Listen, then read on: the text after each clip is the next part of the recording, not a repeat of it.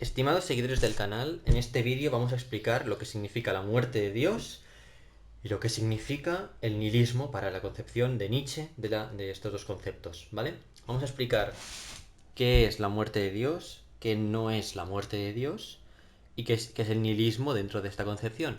Porque también os digo, el nihilismo se entiende mucho mejor una vez hayamos comprendido qué es el superhombre en cierta forma y comprendido qué estamos dejando atrás, ¿vale? Porque el nihilismo viene del latín nada. Y una vez que nosotros nos damos cuenta de la nada que existe tras la muerte de Dios, porque una definición primera de nihilismo es estado en la que el ser se encuentra tras darse cuenta de la muerte de Dios, ¿vale? Yo así lo defino. Pero bueno, es que ahí habría que definir qué es la muerte de Dios y eso vamos a hacer en este vídeo, ¿vale? Entonces, la muerte... primer punto, la muerte de Dios.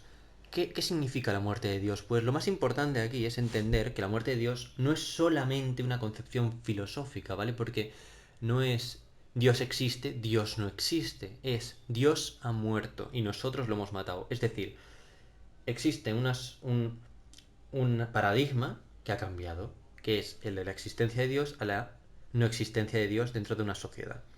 Entonces la pregunta es, esto nos lo tenemos que tomar como, o mejor dicho, ¿cómo ha muerto Dios? Dios ha muerto a partir de, de la historia, ¿vale? Porque la historia, posterior a Nietzsche, porque recordemos que Nietzsche muere en el 1899, es decir, justo el último año del siglo XIX, en el siglo siguiente, el XX, es cuando nos damos cuenta de que Dios ha muerto verdaderamente.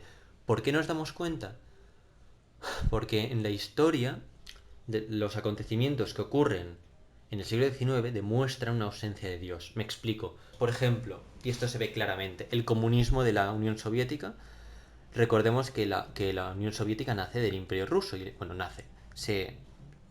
O sea, es un cambio de gobierno del gobierno ruso que pasa de tener una monarquía absolutista y ortodoxa, que recordemos que el ortodoxismo, como se diga, es un tipo de cristianismo, ¿vale? Ortodoxos, protestantes y católicos. Entonces, y habrá más, pero estos son los importantes, ¿no? Cambiamos de una monarquía cristiana, cristiana, a un gobierno central comunista. Y podemos pensar muchas cosas del comunismo, ¿vale? Pero el comunismo, lo más importante de él es que es ateo. Bueno, lo más importante en lo que estamos hablando ahora, ¿vale? Y básicamente se está proponiendo un sistema vital, porque aparte de comer, aparte de existir, aparte de estudiar física, también existe una cosa que es la trascendencia del hombre. Y en la Unión Soviética se trascendió no gracias a Dios, a un Dios todopoderoso cristiano o un Dios a secas, como ya veremos. En el segundo vídeo vamos a ver mejor cómo se genera la idea de Dios en el cristianismo y en las sociedades occidentales. Pero en este vídeo os digo que se cambia el lugar de Dios por el lugar de, grosso modo, Lenin y Marx, ¿vale? Eso en la Unión Soviética. Luego, otro ejemplo de exactamente el mismo proceso, pero con otras cosas. Entonces no sería exacto, pero bueno. En la Alemania nazi tenemos que hemos cambiado una monarquía, un imperio monárquico de los kaiseres alemanes, monarquía religiosa, a un estado totalitario, nacional-socialista, nazi, fascista, como lo queráis llamar. Es decir, pasamos de lo mismo, de religión a no religión. ¿Por qué? Porque aunque Hitler en algunos momentos dice algo de que Dios defiende a Alemania, bla, bla, bla, porque eso hay que decirlo, porque si no la gente religiosa no te apoya, básicamente. Aunque Hitler diga eso, lo que tenemos que entender es que en el lugar de Dios, es decir, en vez de existir por y para Dios en las sociedades del siglo XIX, se pasa a existir para la patria alemana, eso en Alemania. Eran unos ideales de la nación alemana y la defensa de la raza aria, ¿vale? Es decir, estamos poniendo en el lugar de Dios algo que no, bueno, en el lugar que ocupaba Dios, perdón, algo que no es Dios, ¿de acuerdo? Entonces, podemos explicar. Esta es la concepción histórica de la muerte de Dios, ¿vale? ¿Por qué? Porque, recuerdo, veremos en el segundo vídeo más bien cómo la iglesia ha desarrollado a Jesucristo en cierta forma. Pero tenemos que entender, en lugar de Dios hay otras cosas, ¿vale? Y he puesto estos dos ejemplos porque son muy ilustrativos y claros. Bueno, si se escucha algo más es porque hay condiciones externas incontrolables. Entonces, nos hemos quedado en que Vale, en estos ejemplos, ¿vale? Y no voy a enrollarme más en este punto. Luego, la siguiente cosa que quiero enseñaros es la metáfora de la mesa carcomida, ¿vale? Que esto me lo acabo de inventar yo al hacer este guión, ¿vale? Entonces, por favor, dame los créditos de esa metáfora si lo utilizáis. Pero bueno, mira, pongamos que Dios, bueno, que la civilización es un hombre que tiene sus libros, sus poemas, sus cartas sobre una mesa de madera, ¿vale? Y el hombre, que la madera representa a Dios y las cartas y todo esto, la cultura, la ciencia y todo, ¿vale? Bueno, tenemos todo esto sobre la mesa. Y esta mesa tiene termitas, ¿vale? Y nosotros, o sea, el hombre este tiene conciencia clara de que hay termitas en esta mesa, pero actúa como que le da igual, ¿vale? Porque, joder, si lo que está poniendo encima de la mesa es nada.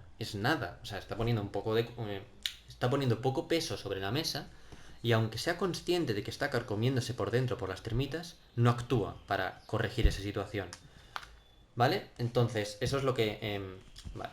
Entonces, ¿qué pasa? Que cuando se involucre más peso sobre la mesa y esa mesa cada día es más débil, llegará un día en que esa mesa se rompa, ¿vale?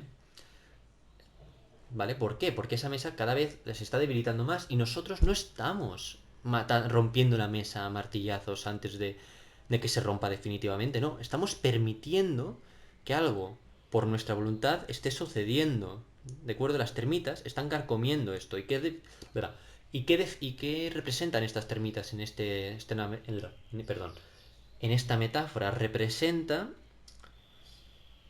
la ciencia, la ideología y el fanatismo, ¿vale? Entonces presentan cosas que destruyen a Dios, y nosotros pues actuamos como que nos da igual y por eso estamos dejando morir a Dios. Y por eso Nietzsche dice, habéis matado a Dios. O sea, la frase es Dios ha muerto, pero más correcto todavía sería decir, habéis matado a Dios, ¿vale? Daros cuenta. Habéis matado a Dios, ya está. Y entonces, un punto a matizar bastante importante. Yo no estoy aquí diciendo que vale, en esta metáfora hay que tener mucho ojo, ¿vale? Porque tú no puedes pensar que la ruptura de la mesa sea la muerte de Dios. No lo es. La muerte de Dios es cuando tú utilizas a Dios, pero está carcomido por dentro, la mesa, en la metáfora, ¿vale? Evidentemente. Y tú, siendo consciente, ya te das cuenta de que algún día esa mesa se va a romper. Vale, dirás, Jero, esta metáfora se está volviendo muy complicada. Lo que quiero que entendáis es que Nietzsche dice que Dios ha muerto, pero no lo dice cuando se rompe la mesa. Lo dice antes. Antes, cuando ya es evidente, ya es un punto de inflexión que se va a romper. ¿Vale? Eso es la muerte de Dios para él. Cuando la sociedad, en el fondo, ya ha renunciado a Dios sin renunciar a sustentar su significancia en Dios, ¿vale? Un poco complicado, pero creo que se entiende.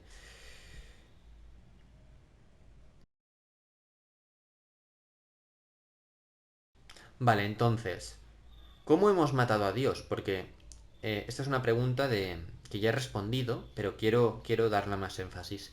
¿Cómo hemos matado a Dios?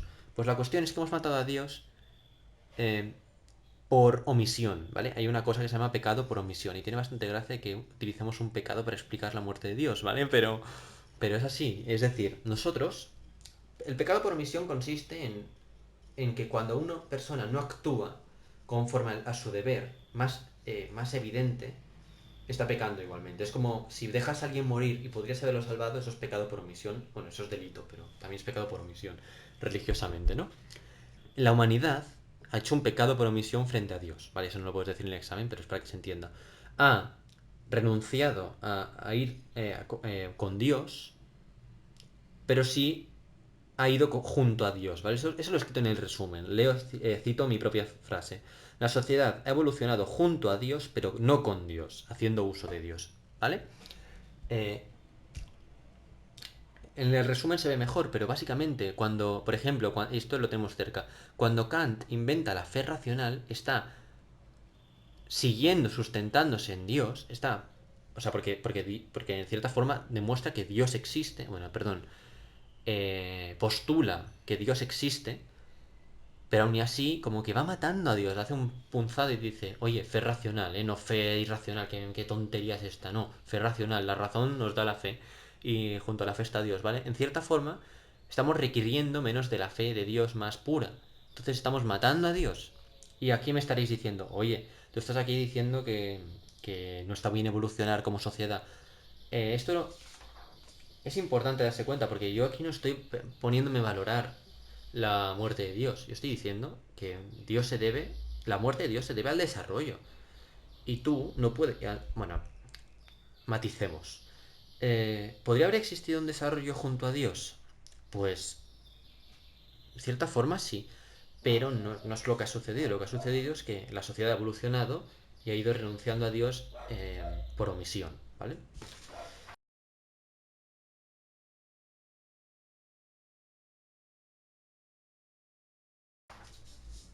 Entonces, vamos a ver qué es el nihilismo, ¿vale?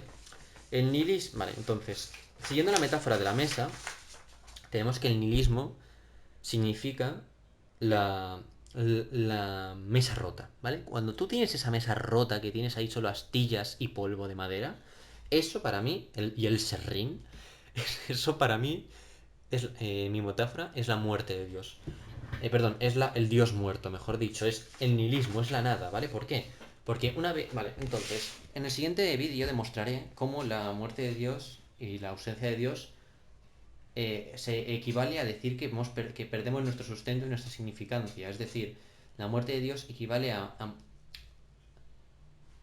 carecer de una base, entre comillas, sólida sobre la cual tener una moral y sobre la cual tener una ilusión por vivir, ¿vale? Es un poco tocho, pero es, bueno, un poco muy tocho, pero hay que decirlo así. Entonces, me he perdido mis pensamientos. Cuando tú te das cuenta de que la muerte de Dios equivale a un vacío existencial enorme, enorme, como sociedad y como individuo, el individuo, al percatarse de la muerte de Dios que anuncia Nietzsche, tiene dos opciones, ¿vale? Bueno, la tercera sería negar que ha muerto Dios, es decir, Dios sigue vivo, pero eso no lo vamos a tener en cuenta, ¿vale? Existen dos opciones, el pasivo y el activo. El nihilismo pasivo equivale a que tú, frente al vacío, lo que haces es rendirte, ¿vale? Es decir, hostia, no tengo ningún motivo por el que vivir, pues no voy a encargarme de hacer ningún motivo. No existe Dios, no hay ningún motivo por el que existir. Estoy triste, me voy a poner a llorar. Y diréis, ¿y cuál es el máximo representante de este nihilismo?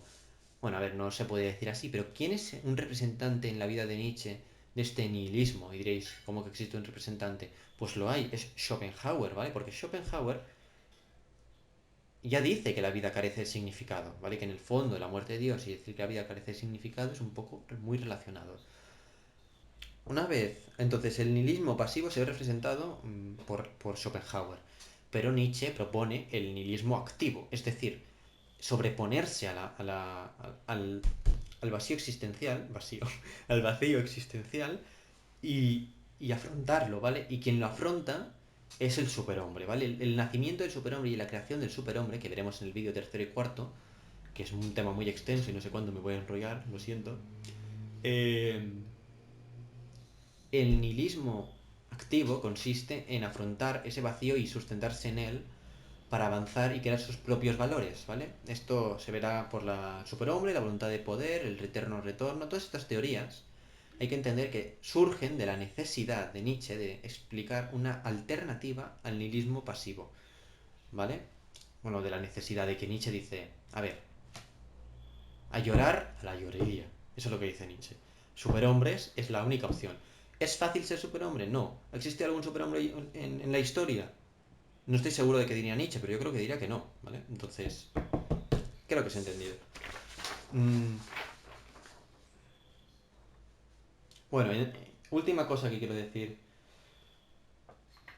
En, en, Así habló Zaratustra, que es un libro de la literatura de Nietzsche, muy importante, muy denso, es un libro muy denso, de aforismos.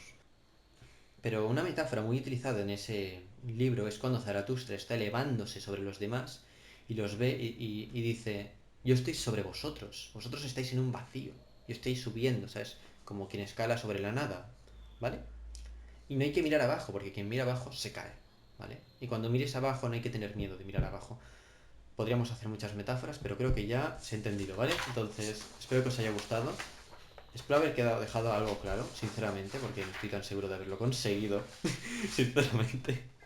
Pero bueno, yo lo he intentado con todo mi corazón y ahora voy a hacer más vídeos, así que espero que os sirva.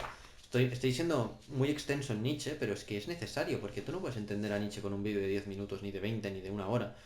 Es mejor estructurarlo y enseñar cosas que en el fondo no te van a preguntar, pero si entendemos bien la muerte de Dios podemos entender cómo piensa Nietzsche, y si entendemos cómo piensa Nietzsche podemos desarrollar su filosofía a partir de cualquier concepto, ¿vale? En fin, espero que os haya gustado, suscribiros